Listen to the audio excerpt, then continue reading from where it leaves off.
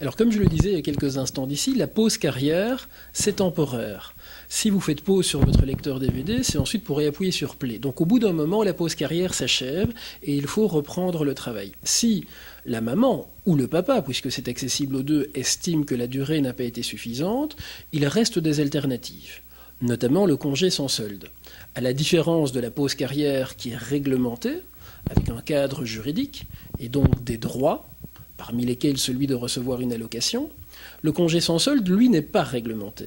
C'est un accord individuel entre le travailleur et son employeur qui consiste temporairement à suspendre les prestations. Donc le principe est le même, on met les prestations entre parenthèses, sauf que là, l'employeur peut dire non s'il n'est pas d'accord. Et s'il dit oui, l'accord doit être donné sur le principe, mais aussi sur la durée qui peut être plus ou moins longue selon l'accord entre les parties. Mais il n'y a pas de droit dans le chef du travailleur, c'est-à-dire qu'il n'a pas d'allocation, c'est sans solde.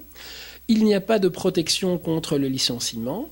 Et dès lors, si l'employeur, pendant le congé sans solde ou à l'issue de celui-ci, ne voulait pas reprendre le travailleur, il peut le licencier car le travailleur n'est pas protégé. Et ça, c'est une différence, évidemment, avec les différents systèmes de pause carrière, congé parental, créditant, etc., où il y a une protection contre le licenciement qui garantit au travailleur de récupérer son poste.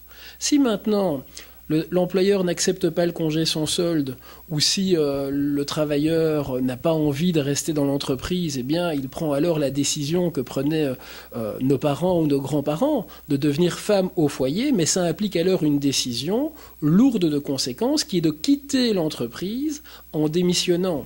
Mais si on démissionne, il faut savoir alors qu'on n'a plus de couverture sociale, ni en termes d'allocation de chômage, on a abandonné volontairement son emploi, c'est une décision personnelle, ni en termes d'allocation familiale, ni en termes de couverture mutuelle. Et donc, il faut s'assumer toute seule. Et ce que font généralement les mamans, c'est qu'elles se mettent alors à la charge du papa, qui, lui, continue à travailler, mais il n'y a plus de droit dans le chef de la maman. C'est donc une décision ultime. C'est un choix de vie qui est tout à fait respectable. Mais là, l'État, par l'entremise de l'ENEM ou d'autres organismes publics, n'intervient plus pour subventionner la maman qui déciderait, sur du long terme, en dehors des systèmes légaux et consensuels que sont la pause carrière et le congé sans solde, de larguer les amarres du travail pour se consacrer à son métier de maman.